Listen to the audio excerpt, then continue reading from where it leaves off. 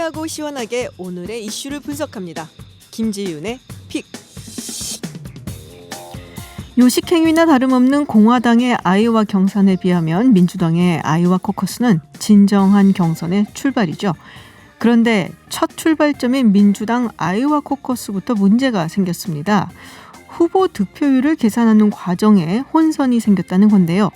최소 15%의 득표율을 기록해야 대의원을 받을 수 있고 또 이에 미치지 못하는 후보를 지지한 유권자들은 다른 후보를 지지하면서 새로운 득표 연합을 만들어내기도 하는 조금은 복잡한 셈법 때문에 발생한 일입니다. 일반적인 투표와 방식이 비슷한 이 프라이머리와 달리 코커스는 상당한 에너지와 또 정당과 후보에 대한 애착이 필요합니다. 코커스장에서 참여자는 어느 후보를 지지하는지 밝히고 또 토론과 의견 발표도 있고 아직 결정하지 못한 참여자들을 계속 설득하기도 하는 이른바 표 연합이 계속되기 때문에 정치에 굉장히 관심이 많고 또 지지하는 후보에 대한 애정이 넘치는 유권자가 참여합니다. 달랑 표 한 장으로 끝나는 것이 아니라 동네마다 모여서 치열한 토론과 또 논쟁을 통해 후보를 결정하는 그야말로 진정한 미국의 민주주의다라고 옹호하는 사람도 있었는데요. 한편으로는 전체적인 정당 당원들의 의견보다 일부 열성 당원들의 의견이 과대표된다는 점에서 비판적인 시각도 많았습니다. 잔치의 시작이어야 할 아이오와 코커스가 논란에 휩싸이는 모습을 보니까 미국 민주주의의 미래 모습은 또 달라질 수도 있겠다라는 생각이 듭니다. 국내 12번째 확진 환자가 일본에 체류했던 중국인으로 알려진 지 사흘 만에 일본 대형 크루즈에 탑승한 홍콩 관광객이 양성 판정을 받아 지난밤 검역을 시작했다고 합니다. 네, 일본 전화 연결해서 일본 소식 알아보도록 하죠. 김민정 통신원 나와 계시죠? 네, 안녕하세요. 일본의 김민정입니다. 네, 자 현재 일본 내 신종 코로나 바이러스 확진 환자 몇 명이나 되나요? 현재 이 코로나 바이러스 확진 환자는 일본인과 중국인을 합쳐서 20명이 된다고 NHK가 보도를 했고요. 네. 2명은 사람에서 사람으로 감염이 된 것으로 보이고 있고 8명은 이 정부 전세기를 타고 우한에서 귀국한 일본인입니다. 네. 또 시즈오카, 히로시마 등 전국 각재 병원에서 치료를 받고 있습니다. 그렇군요. 주로 우한 그 지역을 다녀오신 분들이고 사람 간의 감염 케이스도 한 2명 정도 있다라는 말씀이신데요. 네. 우리 같은 경우는 이제 확진자와 접촉했던 일상 접촉자 그리고 밀접 접촉자 모두 자가 격리를 하기로 했습니다. 일본 같은 경우는 어떻게 하고 있나요? 일본은 일단 이 우한에서 전세기를 타고 온 일본인들의 경우에는 증상이 없으면 자택에서 대기를 하거나 일본 정부가 마련을 해준 호텔에서 이제 2주간 대기를 하도록 하고 있는데요. 네. 지금까지 우한에서 약 550여 명이 귀국을 해서 500여 명은 증상이 없어서 집으로 가거나 호텔로 갔고요. 네. 50여 명은 증상이 우려가 되기 때문에 입원해서 격리된 생활을 하다가 집으로 돌아간다고 합니다. 그런데 지금까지는 이제 집이나 숙박시설에서 14일간 격리를 해왔는데 오늘 교도통신은 세계보건기구가 파악한 최신 정보에 따라 코로나 바이러스 잠복기를 현행 최장 14일보다 짧은 10일로 보고 앞으로는 그래서 일본도 그 격리 기간을 10일로 단축하는 방향으로 검토 중이다라는 보도가 나와 있습니다. 네, 그렇군요. 주로 이제 자가격리 집으로 보니까 증상이 없으면은 이제 집에 가거나 뭐 그리고 호텔에서 거주를 했다, 격리를 했다는 얘기 들려주셨는데요. 저기 크루즈선 얘기 제가 잠깐 했었거든요. 이게 굉장히 대형이더라고요. 뭐 3,500명이나 탔다. 원래 크루즈선이 사실은 굉장히 커서 뭐 승객들도 많았을 것 같은데. 지금 그 승객들은 어떻게 검역을 하고 있는지 지금 현재 어떤 상황인가요? 그렇습니다. 원래는 오늘 아침에 요코하마항에 입항을 해야 했는데 지금도 검역을 하고 있어서 인원수가 너무 많다 보니까 검역을 하고 있어서 오늘도 입항을 하지 못할 것이라는 뉴스가 좀 전에 나왔고요. 이 다이아몬드 프린세스라는 크루즈선에 승객 2,500명, 승조원 1,000여 명, 총 3,500명에서 어떤 보도에서는 3,700명이다라는 보도도 나오고 있는데요. 네, 원래 이 배가 1월 20일에 요코하마를 출발해서 가고시마, 홍콩, 베트남 그리고 2월 1일에 오키나와에 한번 들어왔는데 이때는 그 사실을 알지 못했습니다. 그 80대 홍콩 남성이 이제 그 양성 판정을 받았다라는 것을 2월 1일 오키나와 들어왔을 때는 알지를 못했고요. 이 80대 홍콩 남성 같은 경우에는 17일에 도쿄에 들어와서 도쿄에서 이제 20일에 요코하마에 가서 배를 탔고 19일에 기침이 났고 25일에 홍콩에서 하선을 했는데 홍콩 당국이 신종 코로나 바이러스에 감염이 됐다라고 진단을 했는데 네. 이 사실이 정말 굉장히 뒤늦게 일본 정부에 알려지면서 어. 1일에는 오키나와에 이 배가 무사히 들어와서 가 검역증을 발급을 받았고요. 그리고 이제 오늘에서야 이제 그게 어제 밤에서야 알게 되어서 어제 밤부터 이제 검역이 시작됐습니다. 네. 3,500여 명 전원의 체온을 특정하고 있다고 하고 있는데요. 네네. 요미우리 신문은 약 10명이 발열 증상을 보이고 있다고 보도했습니다. 아, 그렇군요. 아우, 굉장히 많은 숫자라서 이게 다 검역하는데도 상당히 좀 힘들고 시간이 걸리지 않을까라는 생각이 좀 네, 듭니다. 그리고 3일 저녁까지 몰랐기 때문에 네. 배에 탄 사람들이 이 확진자가 사용을 했던 사우나를 같이 계속 사용을 해왔고 아, 레스토랑도 어제 밤까지 계속 그냥 그 상태로 사용을 했다고 합니다. 사우나. 아, 네. 같이 있었을 거라고 생각이 되는 분들은 굉장히 지금 뭐 예민하실 것 같아요. 네, 네. 그리고 이제 그 사람이 누군지 모르기 때문에 그렇죠. 한 사람들이 모두가 아는 게 아니기 때문에 굉장히 아. 불안한 밤을 보내고 있는 것으로 보이고 있습니다. 그렇군요. 자, 일본도 사실은 확진자 숫자가 상당히 많기 때문에 물론 이제 뭐 네. 중국이 가장 많지만은 지금 중국 외 다른 데에서는 일본이 꽤 많은 편이거든요. 자, 아베 내각의 이 신종 코로나 바이러스 대응하는 모습 이 부분에 관해서 일본 내 여론은 어떤가요? 일단 이제 우한에서 귀국한 일본인들에게 자택 대기를 했는데 네. 사실 집으로 갔다가 가족에게 옮길까 봐 너무 무서워서 대부분의 사람들이 처음에는 자신들이 호텔을 구해서 지내고 있었다고 합니다. 오. 근데 이제 이 상황에서 한국은 일단 2주간 정부가 격리를 한다라는 조치를 취하고 있었기 때문에 그 상황 이제 처음 당시에는 일본 국민들은 한국처럼 완전히 격리를 해야 한다라고 주장을 하기도 했습니다. 네. 우한 외에 다른 또 중국 도시에도 전세기를 보낼 것 같다라는 얘기도 있어요. 검토 중인가요? 네, 그렇습니다. 일단 이제 이번 주에 한 번 더 우한에 전세기를 보내게 네네. 되는데요. 네 번째 전세기가 이번 주 중에 이제 우한에 가게 되고 이제 다른 중국 도시에 살고 있는 일본인들도 자신들도 귀국하고 싶다라는 의사를 피력을 하고 있기 때문에 네. 이제 전세기를 다른 도시에도 파견할 가능성에 대해서 지금 검토를 하고 있다고 합니다. 네. 자, 이런 이야기가 있습니다. 아베 총리가 신종 코로나 바이러스 이 감염증에 대한 우려가 커지는 가운데 헌법 개정을 하려는 움직임을 보인다. 이게 어떤 이야기인지 조금 쉽게 설명해 주시겠어요? 네, 지금 아베 총리가 좀 궁지에 몰렸던 상황인데요. 네. 최근에 벚꽃을 보는 모임이라는 정부 네네. 행사에 아베 총리가 자신의 지인들을 대거 초청한 사실이 드러났는데 거기에 사기 범죄를 저지른 인물이 포함이 되어 있어서 네. 이 아베 내각 지지율이 하락세를 보이고 있습니다. 그런데 이번에 코로나 바이러스 대책 지휘를 아베 총리가 맡으면서 대책 본부 회의를 열고 전 세계도 도입을 하고 지정 감염증으로 지정을 하는 등 굉장히 발빠른 대책을 보이면서 이제 약간 지지율을 이제 상승시키고 있는데요. 네. 이 코로나 바이러스가 이제 확산이 되면서 일본 내에서 아베 총리를 비롯해서 헌법 개정 논의가 또 한 번 시작이 됐습니다.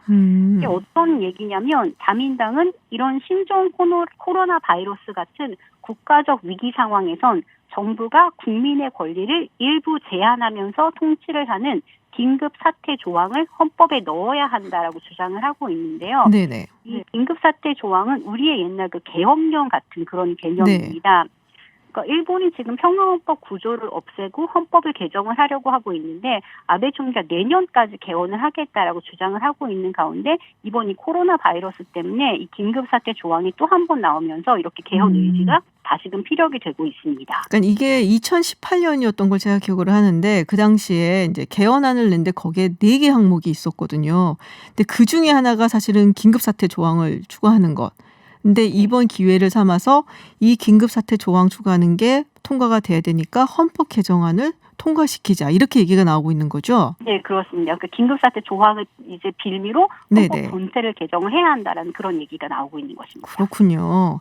자, 아베 총리 아까 말씀하셨던 대로 그래도 나름대로 발빠른 대처를 해서 일본 내에서 여론이 올라가고 있다라는 말씀을 하셨는데 지금 뭐 시 주석이 원래 일본도 방문하고 한국도 방문할 계획이었습니다. 4월에 계획을 하고 있었는데 자, 이번에 사실은 이런 일 때문에 뭐 일본 내에서도 중국에 대해서 굉장히 좀 약간 혐오하는 이른바 혐중 정서가 많이 퍼지고 있다는 얘기가 있어요. 네. 어때요? 아무래도 이제 실제로 이제 일본 사람과 중국 사람 외견이 같기 때문에 외모로는 네네. 판단할 수가 없기 때문에 주로 SNS에서 중국인은 일본에 오지 말라라는 혐오 표현을 꾸준히 이제 발신을 하는 사람들이 있고, 실제로 몇몇 가게들은 가게 앞에 중국인 출입 금지라는 간판을 내걸기도 해서 뉴스가 되고 있는데, 네. 언론들은 이런 외국인 차별이 부당한 차별적 취급으로 민법상 불법 행위에 해당하기 때문에 손해배상 청구를 할 수 있는 안건이라면서, 특히나 경영자들은 이런 혐오 문구를 가게 앞에 써붙이면 문제가 된다고 지적을 하고 있습니다. 그렇군요. 이제 정말 외국인을 차별하는 일본인 적지 않지만 그런 가운데에서도 이제 중국을 응원하는 사람들도 동시에 생겨나고 있는데요. 사실상 미나토구에서는 중국 대사관에 마스크 5만 개를 보내기도 했고, 오이타에서는 지금 이 화교들과 일본인들이 우한을 위한 기부 행사도 동시에 열고 있습니다. 그렇군요. 일본과 중국 간의 외교 관계가 굉장히 좀 많이 좋아지고 있는 상황이고, 또 정상회담까지 일본을 방문을 해서 정상회담까지 가질 예정이었는데 지금 이 사태 때문에 조금 약간은 우려가 되는 것 같습니다. 네, 일본 소식 전해주셨습니다. 일본에서 김민정 통신원이었습니다. 오늘 말씀 고맙습니다. 네, 감사합니다.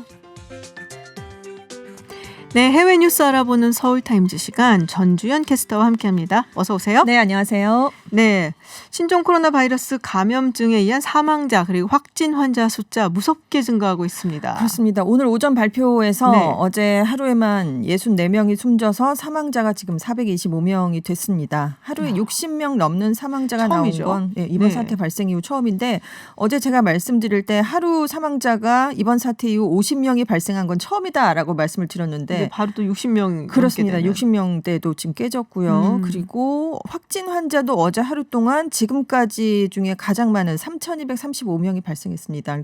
그래서 하루에 3,000명이 넘는 환자가 나온 것도 처음이었고요. 전체 환자가 총 24,448명으로 늘어났는데, 네. 만약에 이런 추세가 앞으로 일주일 정도 더 계속되면 2003년 사스 때 전 세계 사망자가 774명이었기 때문에 네네. 그것마저도 뛰어넘을 수 있다, 이런 우려가 나오고 있어요. 지금 중국에서 사스를 퇴치했던 영웅으로 불리는 인물이 중난산 중국 공정원 원사인데요. 어제 신종 코로나가 앞으로 2주 동안 절정을 이룰 것이다, 이렇게 예상치를 내놨습니다. 근데 이게 맞는 말이 된다면 14일 동안 좀 비슷한 추세가 지금 계속되면 1,000명까지도 사망할 수 있다. 1,000명대로 사망자가 늘어날 수도 있다. 이런 얘기가 나오고 있습니다. 그렇군요. 네. 자, 저기 필리핀에서 그 중국 외의 지역에서 사망자가 발생했던 게 첫 번째였죠. 첫 번째였는데, 홍콩에서 또 사망자 발생을 했습니다. 그렇습니다. 오늘 오전에 39세 남성이 숨졌어요. 네. 지난달 21일에 고속열차편으로 후베이성 우한을 방문했다가 다시 고속열차를 타고 광저우와 선전을 거쳐서 홍콩으로 들어왔었는데요. 홍콩에서 13번째로 지난달 31일에 확진 판정을 받았습니다. 근데 아까 잠깐 얘기를 했었는데 초반에 인터뷰를 네네. 하면서 그러니까 지병이 조금 있었다, 당뇨병이 있었다는 얘기가 있었고, 젊은 사람인데 어떻게 네네. 보통 우리가 이런 일이 있으면은 좀 노약자가 먼저 그렇죠. 치명적이지 네네. 않겠나라고 생각을 했었거든요. 지금 어머니도 15번째 그러니까요. 확진 판정을 받았잖아요. 그래서 아무튼 지금 사망자가 홍콩에서까지 발생을 했습니다. 그래서 지금 홍콩 내에서 굉장히 지금 그 분위기가 안 좋은데요. 네네. 중국 접경 지역을 전면 봉쇄하라고 홍콩 의료계가 계속 주장을 해오고 있었는데, 아무튼 지금 전면은 안 된다라고 캐리람 홍콩 행정장관이 발표를 하면서 지금 파업을 의료계가 벌이고 있습니다. 그렇군요. 자, 이 와중에 손흥민 선수 인터뷰 도중에 기침했다고 지금. 그러니까요. 네. 2일 오후에 토트넘과 맨시티와의 경기가 이제 현재 시각으로요 펼쳐졌는데, 네. 손흥민 선수가 골을 넣었잖아요. 네네. 그래서 토트넘이 2대0으로 승리를 하면서 경기 직후에 인터뷰를 했습니다. 근데 인터뷰를 하다가 2번 정도 작게 기침을 한 거예요. 이 영상이 나간 직후에 외국 축구 팬들이 이제 글을 막 이제 올렸는데, 방금 기침한 건가?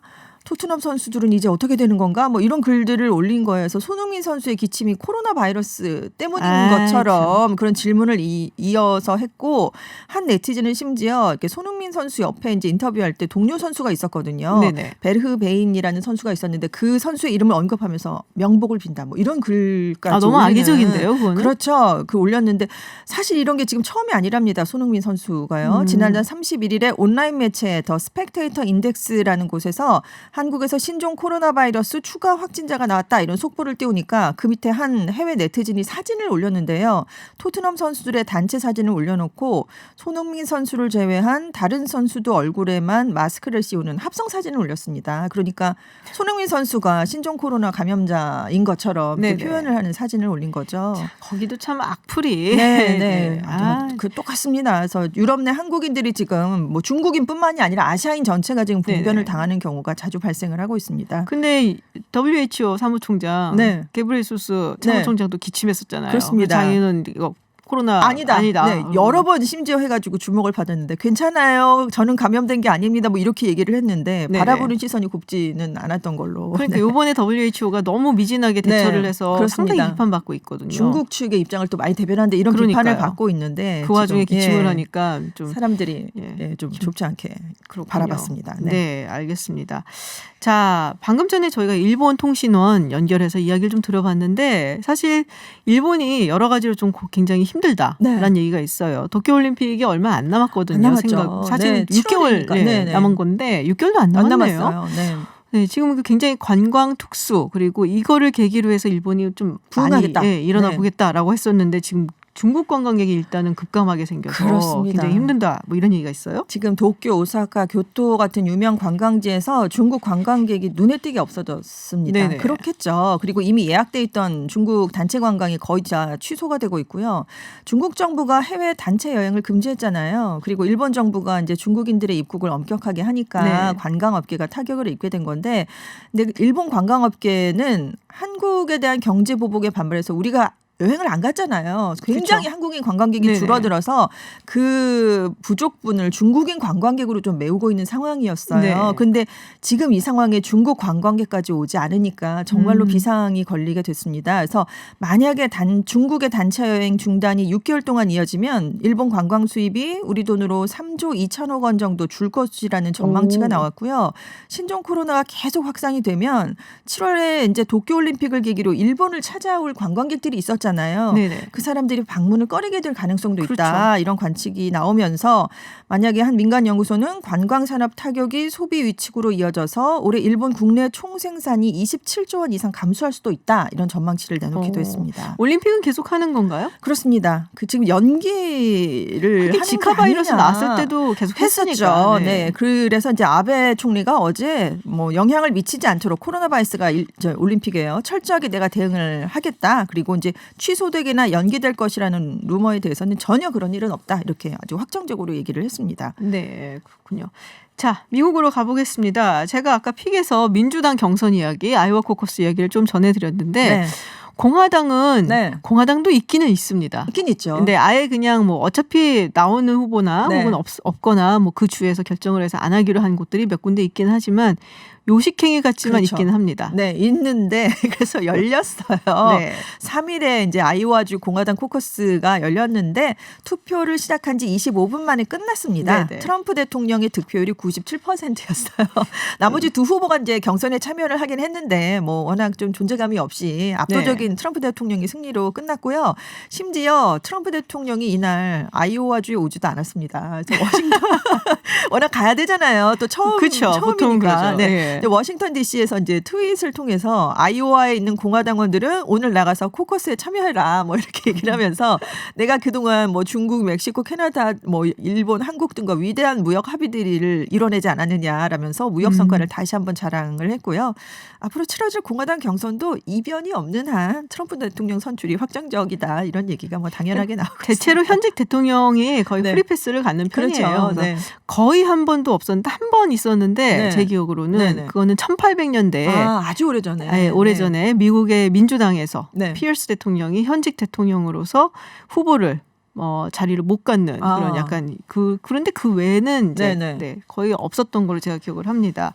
자, 이제 민주당 경선 시작되고 본격적으로 미국 대선 시작이 되면서 제가 이제 그런 생각을 했어요. 트럼프 대통령이 만약에 네. 버니 샌더스나 엘리자베스 워런이 민주당 후보가 되면 분명히 사회주의자 그렇죠. 이런 얘기를 네, 할 거다라고 네. 생각을 했어요. 근데 뭐 이미 시작이 됐습니다. 이걸 네. 낙인 찍기라고 하는데요. 인신 공격적인 낙인 찍기라고 부르잖아요. 네. 이제 대선 민주당 경선이 시작되자마자 인터뷰를 했는데 내가 별명을 지어줬다 이렇게 얘기를 한 거예요. 뭐 조 바이든 전 부통령은 지난번에도 많이 불렀죠. 졸린 조, 그 슬리피 조라고 슬리피 조라고 했죠. 이제 불렀는데 이번에는 이제 아들까지 이제 거론을 하면서 아버지가 현직일 때는 우크라이나와 중국 등에서 수백만 달러를 벌더니 지금은 숨어 있다. 어디 있냐 헌터, 뭐 where is 헌터. 내가 이렇게 별명을 지었다 이렇게 얘기를 했고 샌더스 상원 의원에 대해서는 사회주의자를 넘어서 공산주의자다. 그래서 정신 나간 버니, 크레이지 버니 Crazy 이렇게. Bernie. 예. 그리고 이제 워런 상원 의원에 대해서는 원주민 혈통이 있었으니까 예전부터 포카혼타스 얘기를 했었잖아요. 네네네. 이번에도 또 그렇게 불렀고 이제 새롭게 떠오른 인물이 이번에는 블룸버그 전 뉴욕시장인데 네. 너무 작아서 나랑 토론을 하려면 발 받침대를 써야 될 것이다 이렇게 얘기를 하면서 미니 마이크 이렇게 미니 마이크. 별명을 지었다라고 얘기했습니다. 트럼프 대통령 키가 190cm로 알려져 있고 네네. 블룸버그 전 시장은 172cm로 알려져 있죠. 네. 그렇게 작은 키는 아니지만 트럼프 대통령이 많이 큰 거죠. 워낙 크니까 트럼프 네네, 대통령이. 그렇죠. 그 트럼프 대통령이 4년 전에도 뭐 공화당 경선 같은 주자들을 대상으로 해서도 뭐 거짓말장이 테드 무기력한 잼 뭐 이렇게 많이 불렀었잖아요. 네. 클린턴 국무장관을 상대로 해서도 많이 지었죠. 크록트 힐러리. 네. 뭐, 예. 냉혈한 힐러리 뭐 이렇게 했는데 그때 클린턴 후보는 이렇게 저열한 공격을 하는 사람이 대통령이 될 수 있겠느냐라고 했지만 이 전략에 통한 것이다. 이런 분석이 나중에 나오기도 했죠. 철저하게 자기표 결집. 그 용으로 나가는 것 같아요. 트럼프 대통령이 지지율이 거의 변하질 않아요. 그렇죠. 그러니까 결국에는 투표율 싸움으로 갈 거다라고 네. 보여지는데 이제 재밌는 벌써 건 네. 그럼 이 별명을 누가 지을까 제가 궁금했거든요. 네네. 거의 트럼프 대통령이 많이 짓긴 하는데 네. 지금 캠프 참모들하고 모여서 어떻게 별명을 지을까? 아, 진짜? 네, 토론도 하고 그거 사이트나 뭐 인터넷 사이트에서 사람들이 막 이렇게 댓글을 네네. 올리잖아요. 그거를 참조해서 그래 저거 좋은 표현이다 라면서 그걸 차용하기도 하고 그러는 것으로 알려졌습니다. 야, 미국 대통령 선거 캠프에서 네. 상대편 후보에 대해서 이름 별명 짓기 그러니까요. 그걸 하고 있단 네, 말이에요. 그렇습니다. 머리를 모아서 그 인재들이 그런 걸 하고 있네요. 대단합니다. 네, 마지막 소식 잠깐 전해주시죠. 지금 이제 선거가 뭐 이제 막을 올렸으니까 네네. 아무래도 여러 가지 특히나 이 가짜 뉴스라든지 뭐 이런 부분에도 굉장히 민감합니다. 네. 유튜브, 페이스북도 마찬가지로 이렇게 얘기했었고 트위터도 사실은 이제 그 네네. 부분 굉장히 엄격하게 적용을 하는데 유튜브도 조작된 선거 관련 동영상이 올라오면 삭제한다. 네, 그렇습니다. 얘기가 이제 있어요? 아이오와주 코커스를 시작으로 이제 대선에 막이 올랐으니까 가짜 뉴스가 올라와서 표심이 왜곡되는 현상을 막겠다라는 의도로 네. 이제 분석이 되는데 이거 외에도 투표나 인구조사 과정과 관련해서 사람들을 오도할 목적을 지닌 내용도 역시 금지를 한다고 합니다. 그래서 워싱턴 포스트가 이제 페이스북도 비슷한 조치를 취했으니까 대선을 앞두고 새로운 형태의 가짜 뉴스가 확산하는 걸 차단하려는 조치다 이런 분석을 내놨습니다. 네, 선거가 참 우리도 그렇지만 네. 미국도 이제 본격적으로 네. 달궈지기 시작하는 그렇습니다. 것 같습니다. 네, 해외 뉴스 알아보는 서울타임즈 시간. 지금까지 전준 웨싱캐스터와 함께했습니다. 오늘 고맙습니다. 네, 감사합니다. 시진핑 주석은 국민들이 성민과 보건 안전을 최우선으로 여기고 여러 차례에 걸쳐 중요하고 전면적인 지시를 내려왔습니다. 중국이 취한 모든 조치들을 국제 보건 규칙, WHO의 규칙을 여국보다 더 강력합니다. 테드로스 WHO 사무총장도 중국을 방문하고 의견을 충분히 교환하고 현지 시찰도 했습니다. 테드로스 사무총장은 중국 측이 방역 작업을 긍정적으로 평가했습니다.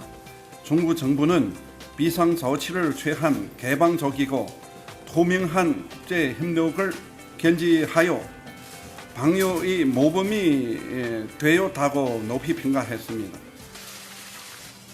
한국이 취한 조치 그에 대해서 제가 많이 평가하지 않겠습니다. 그러나 WHO는 이런 면에서 가장 과학적이고 군의적인 그런 기구입니다. WHO의 근거에 따르면 되지 않을까 합니다. 네, 방금 들으셨지만 오늘 오전 싱하이밍 신임 주한 중국 대사가 부임 닷새 만입니다. 이례적으로 브리핑을 했습니다. 신종 코로나 바이러스 감염증과 관련해서 중국 정부 입장을 밝혔고요. 또 한국 정부 조치에 대해서 제가 많이 평가하지는 않겠다라고 말은 했으나 WHO 근거에 따르면 되겠다라고 이야기를 했습니다. 회견 내용 글쎄 어떻게 해석을 해야 될지 중국통이시죠. 한국외국어대학교 국제지역연구센터장이신 강준영 교수와 이야기 나눠보겠습니다. 교수님 안녕하세요. 네, 안녕하세요. 네, 교수님 싱하이밍 신입 주한 중국 대사 브리핑 보셨을 것 같은데요. 좀 네. 한마디로 평가를 해주시죠. 네, 좀 이례적이었습니다. 그리고 표면적으로는 이제 상호 우위를 강조했는데 네, 아마 그 최근에 한국에서 높아지고 있는 대중국이라든지 대중국인에 대한 혐오 뭐 이런 거에 대한 완화 이런 분위기를 유도하기 위한 그런 노력의 일환이고 또 하나는 중국 정부가 통제 능력이 있다라는 거를 다시 한번 한국한테 알리고 싶었던 거겠죠. 네, 그리고 결정적인 거는 말씀하셨습니다마는 WHO가 국제 비상 사태를 선포를 했음에도 불구하고 교역이나 인적 교류는 제한하지 않는다고 그랬단 말이에요. 네네. 그런데 미국이나 일본 같은 국가는 좀 강력한 인적 교류 제한 조치를 내놨단 말이에요. 네, 한국은 물론 이제 호베이성이라는 어떤 성에서 체류했거나 이런 사람들에 대해서 입국 불허를 했는데 결국은 한국이 좀 너무 앞서 나가지 않았으면 좋겠다라는 그런 메시지를 보낸 게 아닌가 네. 이런 생각이 좀 많이 듭니다. 사실 우리가 중국 대사가 이렇게 전면에 나서는 것을 많이 보지는 못합니다. 근데 이번 경우 네네. 굉장히 이례적이었고 부임한 지 얼마 되지도 않았거든요. 맞습니다. 좀 네.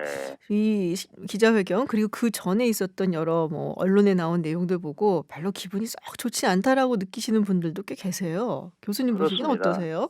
네, 그런 면이 분명히 있죠. 네. 왜냐하면 지금 말씀하신 대로 이런 부분이 별로 그 전에 있었던 일이 아닌데 이 사실은 중국 입장에서 보면 각국의 다양한 그 대중국 인적교류 제한 조치들이 어떻게 보면 대중국 봉쇄 같은 걸로 막 이어지는 느낌 그리고 네. 각국이 자국민을 귀국시키고 있잖아요. 전 세계를 통해서. 네네. 이게 마치 차이나 엑소더스처럼 보이지 않습니까? 중국 네. 탈출.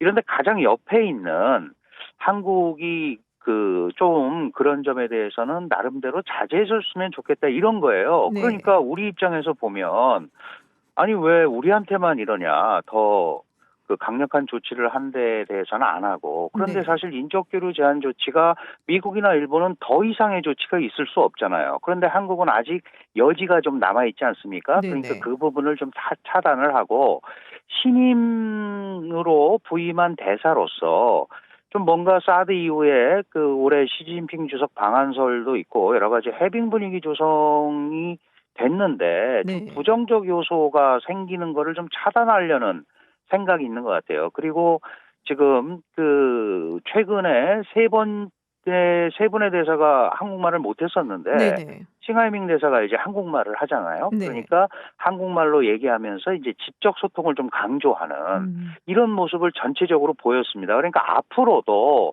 이런 일이 있을 때마다 이렇게 한국어로 직접적으로 나서서 할 가능성이 굉장히 많다.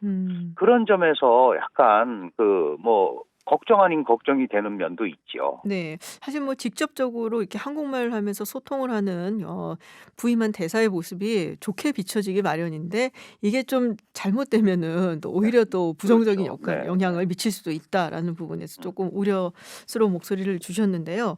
이게 사실 다른 국가에 주재한 중국 대사가 인터뷰했다는 얘기는 못 들었거든요. 신 대사만 네. 회견을 한 거죠? 그렇습니다. 지금 말씀드렸습니다마는 미국이나 일본 같은 경우에 네. 중국의 생각보다 훨씬 더 강경한 조치를 내놨잖아요. 네네. 거의 중국인 전면 입국 금지에 해당하는 네. 이런 우리보다 또 먼저 했죠. 먼저 했고 네. 그러니까 거기에 대해서는 외교부는 강경한 발언을 했습니다. 그런데 현지 대사들이 이런 싱하이밍 대사처럼 얘기한 건 아니거든요. 금방 말씀드렸지만 이렇게 이미 해당국 정부가 얘기를 했고 더 이상 할 게 없는 상황이죠. 그런데 한국 같은 경우는 지금 호베이성으로 했지만 그 주변 저장이라든지 광동이라든지 이런데 확진자가 많은 지역도 향후에 네. 입국 금지를 할 수 있고 또 더 크게 이 진정되지 않으면 더 크게 나갈 수도 있는 것 아니겠습니까? 이제 네. 그런 면에 대한 신임 대사로서의 우려를 표명하면서 또 이제 한중 관계 우위를 강조하면서 조금 분위기를 자제 분위기로 갔으면 좋겠다라는 중국의 일방적인 메시지 전달입니다. 그러니까 그 본국의 이익을 강조하는 대사로서 할 수 있는 일인데 문제는 이제 우리가 이걸 어떻게 판단하고 대응을 하느냐 이제 이런 게 중요한 거죠. 그렇군요. 자, 이번 신종 코로나 바이러스 사태를 보면서 사실 여러 가지 이야기가 많이 나오고 있어요. 며칠 전에 뉴욕타임즈에서 그 이 코로나 바이러스 감염자들을 진찰을 하면서 이거는 이상하다. 이건 심상치가 않다라는 이야기를 단체 대화방에서 나눴다가 조사를 받고 그리고 사실 뭐 중국 우한 정부 차원에서 이거를 막 은폐하려다가 결국엔 이게 난리가 난 거다. 확산이 된 거다라는 그렇습니다. 얘기가 네. 있습니다. 중국이란 나라 굉장히 많이 개방되고 또 개혁이 이루어졌다고 생각을 하지만 여전히 굉장히 폐쇄적이구나라는 생각이 들게 했는데 그 네. 부분에 대해서 좀 설명을 해 주시겠어요? 네, 사실은 이제 그 우한 시장이라든지 우한시의 서기도 그런 얘기를 했습니다만 우리가 초기 대응에 실패했다, 네. 늦었다. 그런 데 대한 일종의 어떻게 보면 이제 양심 선언 같은 얘기를 했는데 이게 중국이 갖고 있는 시스템의 문제죠. 왜냐하면 특히 전염병 같은 경우는 우리의 전염병 관리법에 해당하는 법률이 있습니다. 네. 그래서 지방에서 이런 전염병이 나오면 선 조치를 하는 게 아니고 선 중앙에 보고를 해야 돼요. 그리고 중앙의 지시를 받아서 정책을 집행을 해야 됩니다. 그러니까 네. 우한에서 이런 문제가 생겼어도 우한시에서 스스로 해결을 할 수가 없는 거죠. 그러니까 중앙의 지시를 기다리는 기간이 길었고 또 중앙정부로서는 이런 전염병이 창궐을 하고 이런 것들이 사실 사회 안정 분위기에 해악을 끼칠 수 있다고 생각을 하면 좀 네. 숨길 수도 있는 거거든요. 그런데 이번 것들이 그런 게 겹쳐지다 보니까 이게 이제 일파만파로 퍼지게 된 건데 안타까운 것은 이게 2003년에 사스 바이러스도 있지 않습니까? 네네. 그것도 2002년 11월 16일 날 광동에서 처음 발병을 했어요. 그런데 네. 중국 정부가 인정한 게 2003년 4월 20일이에요. 그러니까 아이고. 5개월이 넘어서 인정을 했는데 네. 그걸 17년 전에 그런 커다란 홍역을 겪었음에도 불구하고 이번에 또 똑같은 패턴을 움직인다는 점. 이런 것들이 이제 국제사회에서 중국에 대한 신뢰에 좀 손상이 가게 되는 거죠. 네. 그러니까 이제 좀 그 적절한 표현인지는 모르겠습니다만은 소 잃고 외양간도 안 고친 격이 돼버린 거예요. 그렇군요. 네, 이제 이러다 보니까 국제사회가 이거 민폐 아니냐 이런 네. 얘기들이 나오는 것도 당연한 겁니다. 그러니까 국가주도 발전 전략으로 몸집을 키우고 미국과 경쟁하고 세계적 국가가 된 것까지는 좋았는데 이 소프트웨어적 측면에서 네네. 민생이라든가 이런 부분은 제대로 못 간 거죠. 그래 김 박사님 잘 아시겠지만 그 중국을 지칭하는 여러 말 중에 하나가 슈퍼 베이비라는 게 있잖아요. 네네. 덩치는 큰데 아직도 아기. 영아 수준인 네네. 뭐 그런 모습이 역설적으로 드러난 그런 사건이라서 이런 걸 계기로 정보의 공개 투명화라든가 이런 게 이루어져야 중국이 한 단계 업그레이드 될 수 있을 것 같습니다. 그렇군요. 자, 시진핑 주석 상당히 조금 리더십에 위기가 왔다라는 이야기들이 있습니다. 내년 뭐 공산당 창당 100주년 그리고 2020년 되면은 이제 또 약간 정권의 교체가 될 수도 있다라는 네네. 얘기들이 있는데 물론 뭐 계속 할 거란 얘기도 있고요. 네. 어떻게 보십니까? 시진핑 주석의 현재 상황. 네, 사실 시진핑 주석이 상당히 어려움에 처해 있습니다. 네.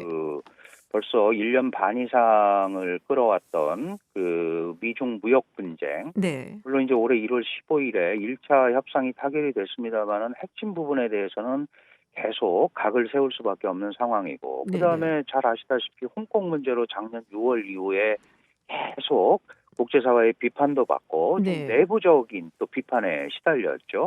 뭐 신장 위구르 사태라든지 특별히 또 대만의 독립지향적인 차이잉원 총통이 다시 재선에 성공했단 네네. 말이에요. 이런 것들이 아주 안 좋은 상황에서 이런 또 신종 코로나라는 악재가 나왔습니다. 이거 이렇게 본다면은 지금 시진핑 주석이 올라오고 나서 1인 고위에 확고한 이기노이 체제를 구축을 해서 나를 따르라 이렇게 이제 기치를 높인 건데 네. 주변에서 벌어지는 일들이 심상치 않단 말이죠. 이렇게 되다 보면 중국 공산당 특히 시진핑 주석의 소위 국가 통치 능력, 네. 실의 능력 이런 데 대한 이제 의심이 생길 수도 있는 거거든요. 이제 이런 부분을 어떻게 넘어갈 거냐. 이 부분이 굉장히 문제가 생길 수 있고 이게 조기에 진정되지 않거나 이걸로 인한 파장이 굉장히 커지면 당 내부에서의 반발도 생각을 할 수밖에 없는 거죠. 물론 이제 우리처럼 정권 교체라는 게 선거에 의해서 되는 게 아니기 때문에 네네. 공산당 내부 사람들 간의 조정과 타협이라는 표현을 쓰는데요. 그렇게 통해서 뭔가 이걸 돌파하려는 노력 이런 것들도 장기화된다면 충분히 벌어질 수 있는 그런 아주 어려운 상황이다 이렇게 볼 수 있습니다. 그 안에서도 사실은 개파도 있고 알력도 있고 그래서 복잡하잖아요. 약간 정치 그렇습니다. 싸움도 있고 네. 해서 네. 쉽지 않은 한 해가 되겠다라는 생각이 좀 드는데요. 네. 네, 시종석 방한 시기가 좀 연기될 것 같다라는 이야기가 있습니다. 뭐 네네. 4월에 이제 아마도 뭐 일본 오면서 또 한국도 들르지 않겠냐라고 했었는데 일본은 또 예정대로 4월에 간다는 것 같아요. 그래서 아직 좀 네. 유동적인 것 같은데요. 네네. 제가 판단할 때는 지금 중국이 전인대를 3월 5일 날 하고 2주 정도 하니까 3월 20일부터 4월 초까지 시간이 있습니다. 사실은. 네. 그러고 나서 이제 일본을 4월 중순쯤에 간다고 그랬으니까 우리 입장에서는 패키지 방문보다는 뭐 네네. 들렀다 가거나 오다가 들르거나 이런 것보다는 단독 방문을 했으면 좋겠는데 지금 여러 가지 신종 코로나 바이러스 이 절정기가 아마 4월 초나 중순쯤에 올 거다라고 얘기하는 걸로 봐서 사실 일본 것도 쉽지 않습니다. 그럼에도 불구하고 일본 거는 이미 작년에 약속을 했던 거고 네. 이쪽에 중국 측에서도 그걸 확인을 해줬어요. 그런데 지금 한중 간에 예를 들어서 시진핑 주석 방한 문제는 우리 청와대나 우리는 얘기를 했지만 중국은 확인을 해준 바가 없습니다. 아직까지도요? 네. 그러니까 방문을 할 거다라는 얘기만 했죠. 그래서 그런 시기는 유동적이고 실제로 이제 뭐 한국이나 일본 국가적 차원에서 보면 어디를 들렀다 가는 건 둘 다 피해야 되지 않겠습니까? 그게 이제 국제적인 이미지도 네네. 있고 그러니까 그런 차원에서는 사스가 좀 이 신종 코로나 바이러스가 진정이 되거나 방향이 잡힌 다음에 움직일 거다. 그러면 조금 뒤로 갈 수밖에 없고 일본과는 면밀한 소통을 한다고 하지만 그것도 여전히 유동적이다. 네. 왜냐하면 이게 잘 처리가 안 됐는데 국가 지도자가 일본을 방문했다. 이것도 중국 내부적으로 민심이라든지 당내 여러 가지 문제가 생길 수 있기 때문에 조금 더 지켜봐야 될 것 같습니다. 그 부분은. 네, 알겠습니다. 네, 교수님 오늘 뭐 중국 대사 신임 싱하이민 중국 대사의 기자회견 이야기 그리고 또 중국 내부 이야기 모두 감사합니다. 고맙습니다. 네, 고맙습니다. 네, 지금까지 한국외국어대학교 국제지역연구센터장 강준영 교수였습니다. 6호 처분 시설. 비교적 경미한 범죄를 저지른 만 10세 이상의 미성년 범죄자가 수용되는 소년 보호 시설인데요. 이 시설에 수용됐던 51명 중 무려 32명의 아이들이 지도교사로부터 성적 학대를 받았다는 사실이 알려지면서 충격을 주고 있습니다. 특히 이 시설은 종교재단에서 운영하던 시설로 알려져서 파문이 더 큰데요. 경찰도 해당 시설에 대한 조사에 착수했다고 합니다. 퇴소자들에게 지옥으로 불렸던 그곳에서 도대체 무슨 일이 있었던 건지 배상훈 프로파일러와 이야기 나누겠습니다. 안녕하세요. 안녕하세요. 네, 어제 한 지상파의 탐사보도 프로그램을 통해서 이 사실이 알려졌습니다. 그 후폭풍이 굉장히 거센데요. 네, 내용 좀 짧게 요약을 해서 좀 알려주세요. 일단 보도된 바에 의하면은 작년 1월쯤에 그 시설 안에 있는 지도교사라고 하는 사람에 의해서 거기에 입소해 있는 적지 않은 입소한 이제 청소년들이 성적인 학대를 받았을 거라고 추정되는 그런 진술이 나왔고요. 네네. 그것을 인터뷰를 했고 실제로 이제 경찰에서 관련된 수사를 하고 있고 관련 시설에서도 그 사실 자체는 인정하고 있습니다. 아, 그래요? 예. 거기에 이제 책임 지도 신분이 네네. 사항에 대해서 인정하고 사과를 한 상황인데 이 보도 프로그램에서는 그것보다 더 큰 은폐라든가 다른 것이 있을 수 있다라고 문제 제기한 상태입니다. 그 교사는 어떻게 됐나요? 교사는 지금 수사 중인 상태고 수사 중인 상태. 이게 좀 애매한 것은 발생한 것은 작년 1월입니다. 1년 전인데요. 네네. 문제는 근데 지금에서 이 문제가 불거졌느냐? 그 전에 있었을 것 같은데요. 그때도. 근데 문제는 제가 기억하기 네네. 할 때도 저한테도 제보가 들어오고 아. 제가 다른 시사 프로그램에서 다룰 때도 작년 그 이전에도 요 시설 비슷한데 요 시설이 아니라 비슷한 데에서 이런 문제들이 있었다는 얘기는 들어봤습니다. 아. 제가 또 일할 때도 그런 일이 있었고 그런데 그게 이제 같은 어떤 영역인지 아니면 다른 건지는 아직 확인할 수가 없는 상태인데 그래서 소문이 좀 6호 처분 시설이 사실은 문제가 크다라는 것은 관련 전문가들 사이에서는 사실 알게 모르게 알려진 사실입니다. 자, 이 6호 처분 시설 정확하게 어떤 아이들이 가는 곳인지 좀 설명해 주세요. 정확히 그러면 소년 보호 처분이 네네. 10개가 있습니다. 1호부터 10개. 10호가 있는데요. 네. 우리가 많이 아시는 소년원은 8, 9, 10호입니다. 8, 9, 10호. 네, 그러니까 그건 아예 제외고 조금 약간 그래도 나름 중하다라고 생각되는 뭐 범죄를 저지른 경우가요. 상당히 뭐 큰 네네. 2년까지 있을 수 있는 아. 일종의 작은 교도소라고 하는데 네네네. 교도소라는 말을 쓰지도 않는 상태에서 네. 일종의 격리되어 있는 거라고 보시면요. 그러면 7호는 조금 성격이 다릅니다. 그건 치료시설입니다. 우리는 치료. 하나밖에 없고 네. 뭐 정신질환이나 이런 아. 부분인 거고 그거 4호, 그러니까 2, 3, 4, 5는요. 수강명령, 사회봉사, 뭐 보호관찰 그러니까 4개는 의미가 없습니다. 의미가 없다는 얘기는 그거는 부모와 같이 그러니까 집에서 다닐 수 있는 상황인 거고요. 네네. 1호 처분 같은 경우는 주로 집에서 부모의 감독하에서 있으니까 사실은 그것은 일종의 훈방 차원입니다. 훈방. 근데 가장 문제가 되는 게 6호입니다. 6호 같은 경우는 8호나 9호, 10호처럼 공무원에 의해서 관리 감독되는 게 아니고요. 네네. 그러니까 주로 종교시설에 의한 민간 시설에 의해서 민간인에 의해서 감독이 되지만은 사실은 격리가 되는 그러니까 철저하게 보다도 보호 감독이 필요한데도 불구하고 그 보호 감독에 대한 관리 권한이 다 떠넘기게 하는 매우 중간적이지만 매우 상당히 사각지대 같은 형태가 바로 그러네요. 그 문제가 있습니다. 아, 그러니까 공적인 감시도 사실은 불가능한 거고 그렇다고 부모가 이렇게 좀 따뜻이 아이들을 보호한다든지 아니면 감독을 한다든지 이것도 불가능한 아이들인 거잖아요, 사실. 그렇죠. 그렇기 때문에 민간 시설에 우리가 어떻게 보면은 떠넘긴 건데 떠넘겼다고 표현하는 네. 게 더 맞습니다. 아, 그걸 믿을 수가 없는 거죠. 그래서 그럼 그 교사의 자격이 있느냐? 네. 아니면 그 교사들을 누가 감독하느냐? 그러니까 알려진 바대로 제가 또 알고 있는 건 더 심하지만 어쨌든 보도된 바로에 의하면 아무도 감독하지 않습니다. 아무도 예. 법무부에서 하느냐? 본인들도 안 한다고 합니다. 왜요? 뭐 그쪽 사람들이 대답을 해야 되겠죠. 보건복지부도 안 한다고 합니다. 돈은 어디서 나오느냐? 보건복지 예산입니다. 우리가 이제 국가 예산 중에서 의무적으로 배정은 돼 있는데 관리를 안 하는 이런 숨겨진 예산들이 상당히 심각한 문제입니다. 그러니까 예산은 배정돼서 어딘가로 가고 있는데 그것을 어떻게 감독하느냐 아니면 그것이 쓰니까 하는가를 모르고 알 수 없게 감춰진 부분들이 바로 이 예산들인 겁니다. 분명히 그 아이들한테 10대가 들어가고 네. 거기에 있는 교사들의 월급이 들어갈 그러니까 일종의 수당이 들어갈 텐데 네네. 그걸 관리 감독하는 걸 아무도 안 한다는 겁니다. 하는 사람들은 유일하게 지방자치단체 영등포 구청에서 한다는데 네. 그 사람들도 일종의 일반 지도 관리만 한다는 겁니다. 그러니까 디테일하게 어떻게 청소년들을 관리 감독할 수 방법에 대한 얘기는 그 사람들 전문성이 못하는 거죠.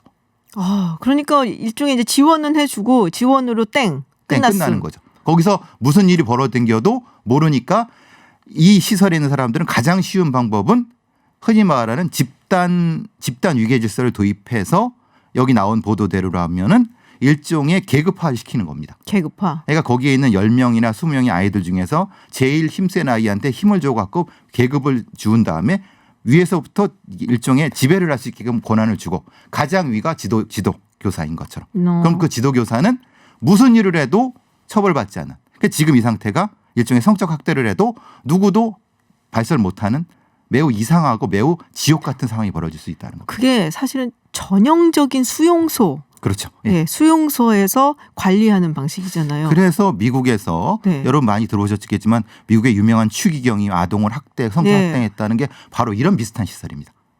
아, 예, 그러니까 그때, 말하자면 네, 보스턴에서 있었던 예, 사건이죠. 보스턴 네. 네네. 추기경이 10살짜리 아이를 뭐 이렇게 뭐 성적 학대했다는데 그렇게 될 수밖에 없는 상황은 뭐냐면 관리 감독이 이루어지지 않고 그 모든 것은 종교시설의 이름으로 감춰지는 겁니다. 제가 뭐 이 시설 자체를 비난하려고 하는 건 아니라 비난하셔도 돼요. 일반적인 형태의 위계 질서 속에서 종교라는 외피를 가지고 있는 게 감춰져 있는데 그 안에서는 군대식이고 계급적이고 착취적인 형태로 청소년 지도라는 형태로 이른바 이렇게 말되고 있지만 사실은 아무것도 하지 않고 아이들이 지옥의 삶을 경험하고 있는 그런 매우 위험한 상태입니다. 그렇군요. 근데 정말 이런 뉴스를 접했을 때 좀 더 자세히 들여다보고 화가 나는 부분은 이거예요. 여기 있는 아이들이 어떻게 보면은 가정 형편이 굉장히 좀 안 좋고 불우하고 그러다 보니까 이런 범죄를 그렇다고 굉장히 중한 범죄라기보다는 조금 경미한 범죄를 그렇죠. 저지르는 아이들이거든요. 충분히 교화가 될 수 있는 아이들인데 그래서 좀 더 이렇게 롤모델이 될 수 있고 자신을 이끌어줄 만한 부모 같은 사람들을 원하는 아이들인데 그런 약한 마음을 사실 이용한 거예요. 그렇죠. 이 아이들이 네. 여기서 나오게 되면은 저희한테 옵니다. 아. 저희 같은 강력 형사들한테 올 수밖에 없습니다. 다음 단계는 범죄를 배워서 나오죠. 왜냐하면 그렇구나. 공포를 배우게 나오면 그 공포는 두려움 때문에 다른 사람을 공격할 수밖에 없습니다. 그럼 공격자는 다시 범죄자가 되는 겁니다. 약한 범죄자가 강한 범죄자 돼서 나오는 것이 바로 이 심각한 육호 시대의 가장 큰 문제입니다. 그렇군요. 근데 이 문제에 대해서 제기가 안 됐었나요? 아닙니다. 여태까지? 알고 있었습니다. 알고 있었고 저 같은 사람 별거 아닌 사람도 알고 있었는데 전문가들은 왜 몰랐겠습니까? 그런데 육호 시설이 문제가 되는데 여기선 표가 나오지 않습니다. 돈이 안 되는 겁니다. 그렇기 때문에 정치가들도 행정가들도 아무도 관심을 갖지 않습니다. 그리고 여기는 한 1,000명밖에 안 됩니다. 아이들이. 근데 그 아이들이 거기 지옥이라는 걸 알고 있는 상황인데 그러니까 이걸 누가 그냥 버려두는 거죠. 쉽게 말하면. 그리고 나머지 처리는 저희 같은 처리를 합니다. 강력 형사들이 처리를 하죠. 그 소리 또 사고를 치면 저희들한테 오기 때문에. 저희들은 그 결과를 알고 있고 문으로 들어가는 것을 들어오지 못하게 해야 되는데 그건 정치인들이나 행정가들은 나몰라라는 상태죠. 우리 배상원 프로파일러님이 이렇게 흥분하시면서 분노하시는 거를 굉장히 오랜만에 보는 것 같아요. 거의 처음 같아요. 아, 죄송합니다. 네, 아니요. 그래서 얼만큼 이 부분에 대해서 심각성을 깨닫고 있었고 또 강조를 해왔는데 이걸 깡그리 무시했다. 이건 뭐 정치권의 문제라고밖에 볼 수가 없을 것 같아요. 그래서 그 부분에 대해서 굉장히 분노하시는 게 확 느껴지는데 여기서 있었던 일이 뭐 성적 학대 뭐 이런 부분도 있었고 또 가혹행위 그 외의 가혹행위도 굉장히 많았다 그러더라고요. 네, 읽어보고 제가 그 프로는 직접 못 봤는데 신문 이제 언론에 나온 걸 읽어보니까 그래도 아이들인데 어떻게 이런 짓을 했을까? 아이들한테 이런 생각이 들더라고요. 아마 상상하시는 거 그 이상일 겁니다. 네. 그 이상일 겁니다. 그 이상일 거다. 네. 나온 것보다 더 할 거라고 보시는 제가 거죠. 알고 있는 한 더 그렇습니다. 그래서 아이들이 더 심하면 심할수록 더 이상 본인이 자존감이 땅이 떨어져 갖고 말을 못 합니다. 퇴소에서도 그렇죠. 절대 말을 못 합니다. 특히 남자애들이기 때문에 더 그렇습니다. 이 남자아이들인 거죠. 예. 남자 교사한테 남자 교사한테 남자 아이들이 또 굉장히 민감한 나이잖아요. 아주 민감하죠. 그래서 자존감이 떨어지기 때문에 이야기도 제대로 못한다. 그 이상의 가혹행위가 있었을 것이다. 라고 말씀을 하시는데 그럼 이건 구조적인 문제거든요. 이 교사 한 명이 잘못했다기보다 이거를 저는 센터가 몰랐을 수가 없다고 생각해요. 지금 51명 중에 32명이 당했다고 하는데 그리고 말씀하셨다시피 요번에 한 번이 아니고 그 전부터 있었을 거라고 보여지는데요. 이거를 그러면 전담하는 부서가 있어야 된다는 겁니다. 부서가 없다는 게 말이나 됩니까? 근데 부서가 없대요. 그러면 이걸 누가 전담합니까? 그럼 이 스페셜리스트들이 전담을 하고 청소년 지도사라든가 청소년을 할 수 있는 사람들한테 그걸 맡겨야 되는데 전혀 청소년에 이해가 없는 사람들한테 그냥 맡긴 겁니다. 그러니까 이 사태가 나타나는 거죠. 지금이라도 보건복지부나 법무부에서 담당하고 있는 최소한의 부서라나 아니면 담당이라도 만들어갖고 정기적인 관리만 한다면 절대 이 사람들이 이런 행동을 못하죠. 지금 그 문제라는 겁니다. 그러니까 그 부처 차원에서 예. 네, 서로 부서를 떠넘기게 만들어서 하는 상태인 거죠. 지금. 관심이 없다 이거군요. 그렇습니다. 위에서 그렇다면 뭐 정치권에서 압박도 없으니까. 그렇죠. 표가 안 되니까요. 진짜 마음이 아프네요. 네. 자, 이렇게 이제 함량 미달 교사들 사실 이게 이런 6호 시설이 2군데인가 있다고 제가 알고 있는데요. 아닙니다. 전국에 10개 있어요. 10개 있어요? 예. 그러면은 뭐 다른 희생자들, 피해자들도 있을 수 있겠다는 지금 생각도 문제가 된 게 드는데요. 딱 하나입니다. 근데 전체적으로 처분되는 게 네. 33,000명 중에서 4%고 한 1,000에서 1,200명 정도가 지금 수용되는데 네네. 모두 다 그렇다는 건 아닙니다. 그런데 네. 지금 이 비율대로라고 하면은 사실은 전수조사를 해야 될 거라는 생각이 듭니다. 전수조사를 해봐야 네. 된다. 네. 사실 제가 이제 경찰청 통계를 보면은 예전에도 한번 얘기했던 것 같은데 막 숫자를 보면 아파요. 막 소리를 지르는 것 같아요. 그만큼 이 아이들이 처한 환경을 드러내주는 통계가 없는 것 같은.